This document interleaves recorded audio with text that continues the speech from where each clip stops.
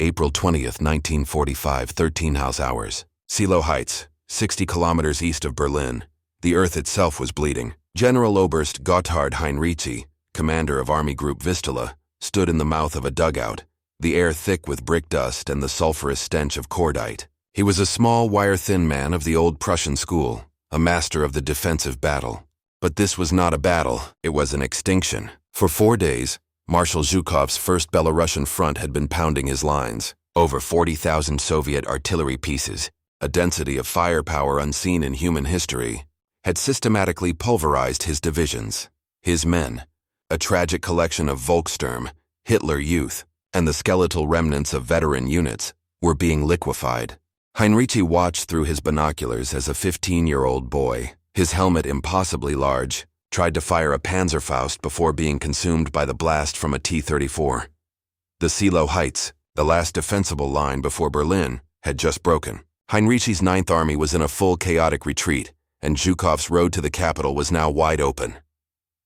In his breast pocket, a flimsy piece of paper felt heavier than a steel plate. It was a teletype message, received an hour prior. It was not a request for a situation report. It was a command from the Führerbunker in Berlin. It ordered him to detach his best SS formations, the ones that were already ceasing to exist, and prepare them for a new grand counteroffensive. It was an order from a man who was clearly not on the same planet, let alone in the same war. Simultaneously, 13:30 hours. The Führerbunker, Berlin. The air in the concrete sarcophagus, 50 feet beneath the blasted gardens of the Reich Chancellery, was a thick, unbreathable soup of stale cigar smoke, body odor, and the acrid smell of failing ventilation. The constant distant rumble of Soviet artillery was a dull physical pressure, a heartbeat of the apocalypse. But today the rumble was being ignored. It was April 20th. It was the Führer's 56th birthday. A funereal procession of the Third Reich's pallbearers shuffled down the steps to offer their congratulations. Hermann Göring, bloated and sweating in a pale uniform, his pockets full of crystal vials. Heinrich Himmler, his face a mask of nervous obsequiousness, already planning his betrayal. Joseph Goebbels, a shrunken, fanatical goblin, his wife Magda at his side, her eyes gleaming with a martyr's ecstasy. And the generals. Field Marshal Wilhelm Keitel, Reichsfeldmarschall, Chief of the Oberkommando der Wehrmacht, OKW, his ramrod posture a pathetic lie. General Oberst Alfred Jodl, OKW Operations Chief, the cold architect of Hitler's failed strategies. General Hans Krebs, the new Chief of the Army General Staff, his face perpetually slick with sweat. Hitler himself emerged from his private quarters, a grotesque parody of the man who had conquered Europe. His skin was sallow, his left hand trembled violently, and a string of saliva hung from his lip. He shuffled down the line, clasped his loyalists, receiving their final empty praise. It was a party at the end of the world, and in the adjacent conference room, a massive map table lay waiting, covered in red and blue grease pencil markings that depicted a reality that existed only in one man's mind. The disconnect between the blood on Heinrici's Seelow Heights and the champagne in Keitel's glass was no longer a crack. It was a canyon, and into this canyon, the entire German general staff was about to fall. The military situation in late April 1945 was not complex. It was terminal. The Third Reich, which had once stretched from the Volga to the Atlantic, was now a small, shrinking pocket of land, bleeding out from 1,000 wounds. The Americans and British were across the Rhine and racing for the Elbe. The Soviets had launched their final, colossal offensive. Stalin had unleashed a force of 2.5 million men, 6,250 tanks and 7,500 aircraft, divided into two massive fronts, a pincer designed to crush Berlin. In the north, Marshal Georgy Zhukov's First Belarusian Front, the force that had just shattered General Heinrici's defenses at Seelow. From the south, Marshal Ivan Konev's First Ukrainian Front had crossed the Neisse River and was driving deep into Germany's unprotected flank. The two fronts were in a brutal race, egged on by Stalin, who demanded the Reichstag be taken by May 1st. By April 20th, Zhukov's long-range artillery was already shelling the city center. The Battle of Berlin had begun. Inside the Führerbunker, the daily reality was the Lagerbesprechung, the military conference. The centerpiece was the map, but this map was a work of pure fiction. Hitler, his eyes clouded by cataracts and his mind by Parkinson's and narcotics, was no longer a commander. He was a necromancer, moving the pins of armies that were long dead.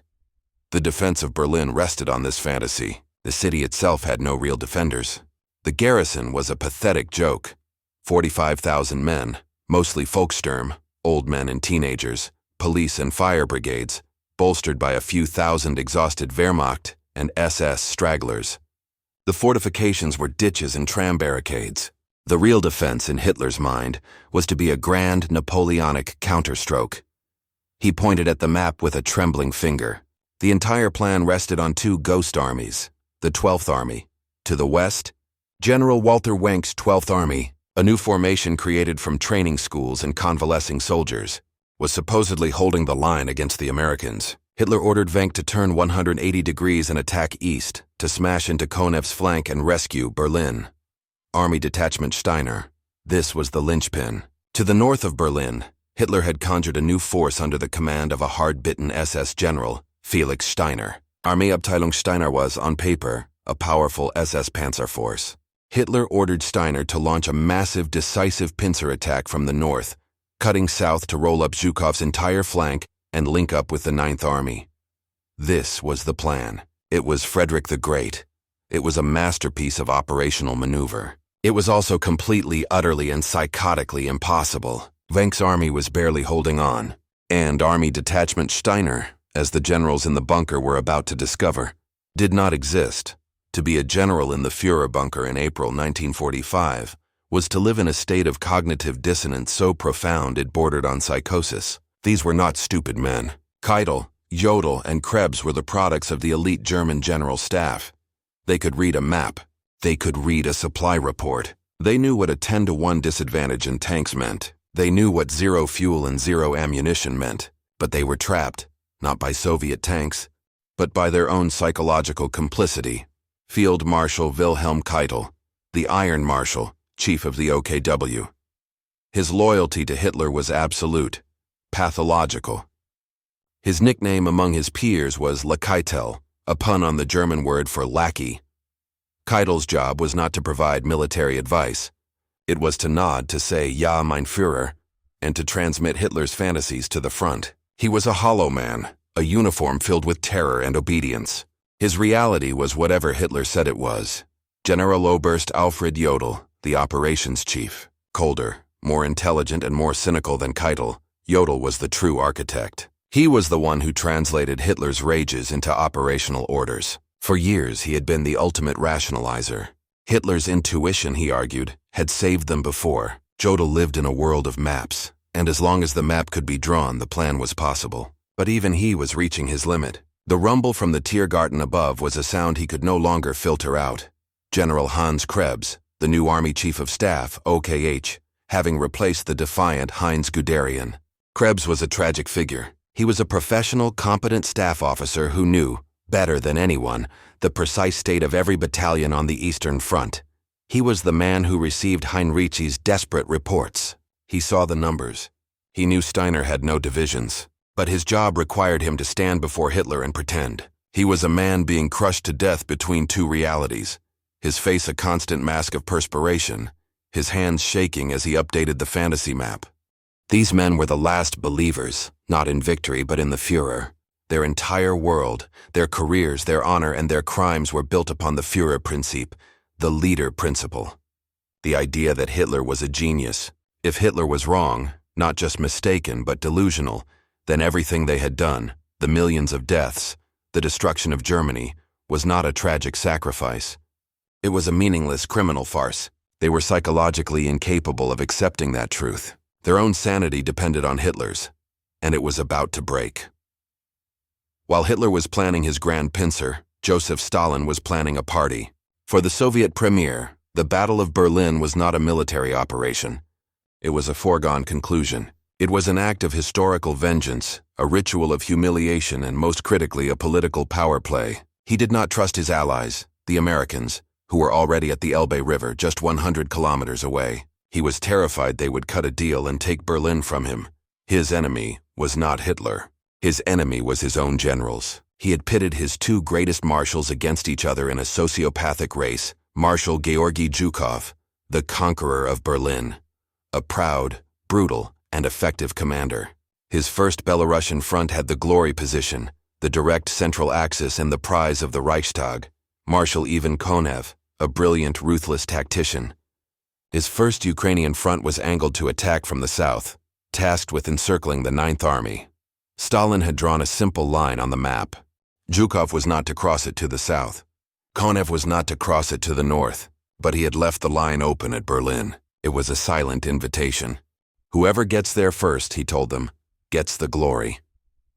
The Soviet Stavka, high command intelligence, was excellent. They knew the German order of battle was a phantom. They knew the Volkssturm had no weapons. They knew the Wehrmacht was on the verge of total collapse. They were expecting a desperate, suicidal, block-by-block defense, a rat war, Rattenkrieg like Stalingrad, but in reverse. They were prepared for fanaticism, for Hitler Youth with Panzerfausts in every sewer. What they were not expecting, what they did not even consider, was a coherent, large-scale, operational counteroffensive from the north. The idea of an army Detachment Steiner smashing into Zhukov's flank was, to them, laughable. It didn't factor into their plans for a single moment. They were not worried about their flanks. They were worried about reaching the Reichstag before the other marshal.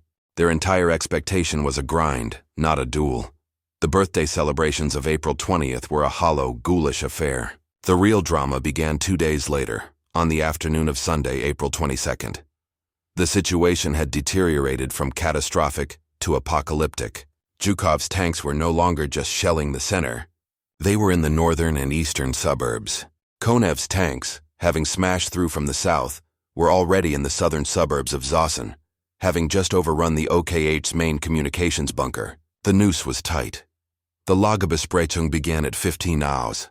The air in the conference room was radioactive with tension. The usual sycophants were present: Keitel, Jodl, Krebs, Bergdorf. Also present were Hitler's adjutants and the party bosses, Martin Bormann and Joseph Goebbels.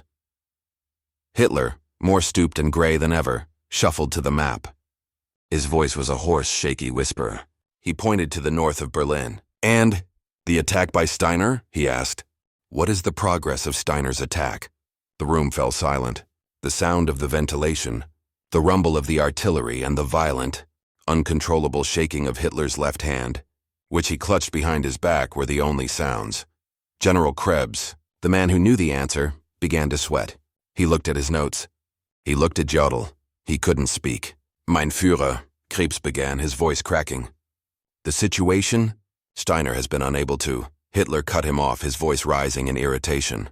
"Where is Steiner? His attack was to be the linchpin. He was to disengage the SS and attack." It was Jodl who finally spoke, his voice cold and clinical. "Mein Führer, Steiner's forces are insufficient. He has been unable to disengage. The formations, they are not divisions. They are at best a few battalions. They have no tanks. They have no ammunition." Hitler stared at him, uncomprehending. "But he was ordered to attack. I ordered him." It was at this point that SS General Hermann Fegelein, Himmler's liaison and Eva Braun's brother-in-law, chimed in, trying to defend his SS comrade. "Mein Führer, Steiner is on the line. He says he cannot and will not attack. He says he has no forces and the attack is suicide." This was the trigger. The word cannot, the open defiance, the final brutal intrusion of reality into the fantasy. Hitler's face, pale and sallow moments before, turned a dark, blotchy purple. His entire body began to shake, not with Parkinson's but with an inhuman volcanic rage. He shot up from his chair. His voice, high and screeching, clawed at the concrete walls. "Traitors!" he screamed. He slammed his fist on the massive oak map table, sending the little pins and markers flying. "I am surrounded by traitors. I have been betrayed from the very beginning." The generals stood frozen like statues. They had seen his rages before, but this was different. This was not a performance. This was a collapse. "The generals!" he shrieked, his eyes wild, flecks of spittle flying from his mouth. "All of them! The Wehrmacht has done nothing but lie to me. They have deceived me. For years." He turned on Keitel and Jodl, his finger trembling. You have done nothing but oppose me. You are a coward." He raged for 20 minutes. He screamed that the SS, his loyal SS, had now betrayed him. He screamed that he should have liquidated the entire general staff years ago. Like Stalin, he paced the small room like a caged, dying animal, his voice breaking into sobs.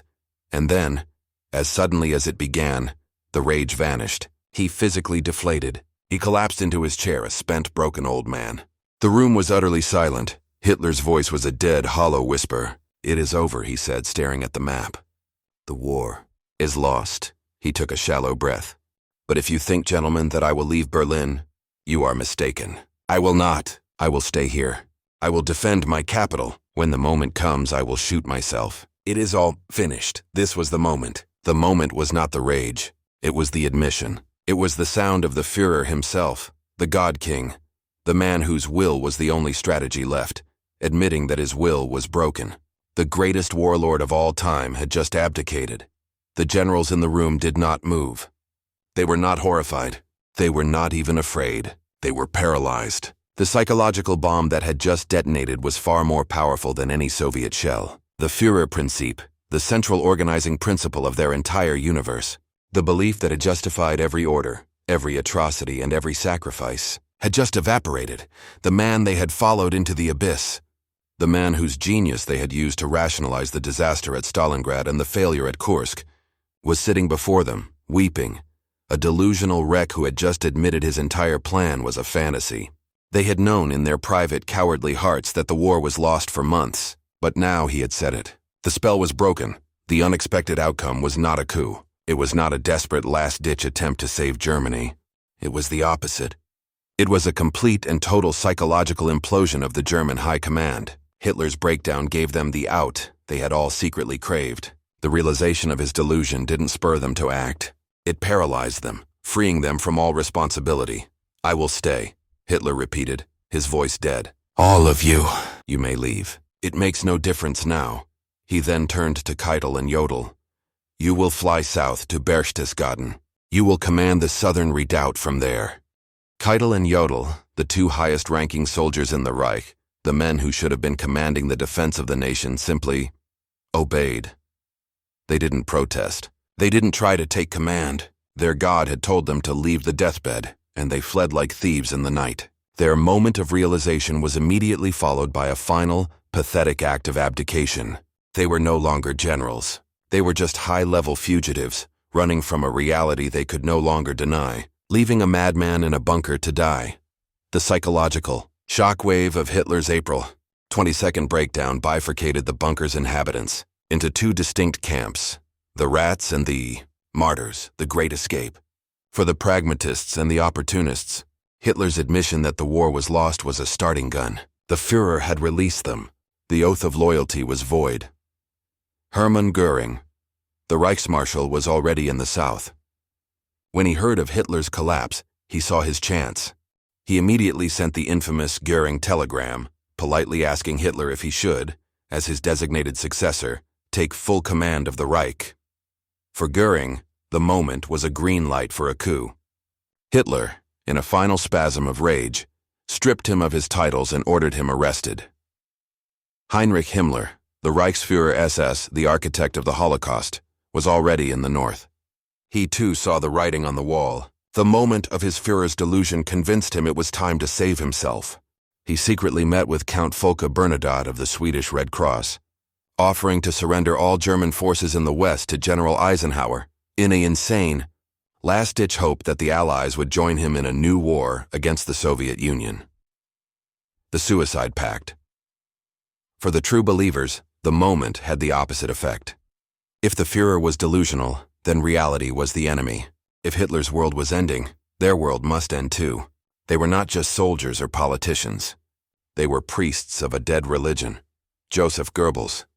The propaganda minister moved his entire family, including his 6 young children, into the bunker. Hitler's delusion was his delusion.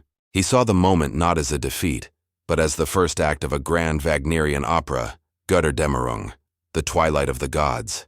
He would not flee. He would provide the final theatrical climax. Generals Krebs and Bergdorf, they were the military wing of the Suicide Pact. They were professional soldiers who now had no profession. They had no army. They had no Führer. Their moment of realization was a death sentence. They had lied to Hitler, and they had lied to themselves for too long. There was no southern redoubt for them. There was only the bottle of cognac in the bunker's canteen and a Luger pistol. They stayed, not to command, but to die. The Third Reich did not end on April 22nd, but its command structure did. For the final agonizing 8 days, the Führerbunker was not a military headquarters. It was a mausoleum in waiting, a grotesque theater of the absurd. Hitler, having abdicated to his generals, spent his remaining time in a haze of contradictory rages and surreal normality. He would emerge from his quarters to command his last ghost army, General Wenck's 12th Army. He would get on the radio, demanding that Wenck break the siege. "Where is Wenck?" became the new "Where is Steiner?" But Wenck, like Heinrici, was a realist. He knew Hitler was delusional. The moment of realization had already rippled out to the last field commanders. Wenck did not obey the letter of the law, but the spirit. He attacked, but his real secret mission was not to save Hitler. It was to push east just far enough to open a humanitarian corridor, allowing the remnants of the Ninth Army and tens of thousands of terrified civilians to escape. The Soviet advance and surrendered to the Americans at the Elbe. Wenck's attack was the first great act of post-Nazi Germany, an act of rescue, disguised as an act of obedience. The moment in the bunker, that final screeching breakdown over a non-existent army, stands as the ultimate tragic lesson of the Führerprinzip. The generals who had built their world on the myth of one man's genius were psychologically incapable of acting when that myth was finally, violently, exposed. They knew he was delusional. They saw it with their own eyes. They heard it with their own ears, but they were too small, too complicit, and too cowardly to stop the machine. Their paralysis ensured that the war would grind on for another pointless week, costing another 100,000 lives, as they waited for a delusional man to finally pull the trigger, and in doing so, give them all permission to stop fighting.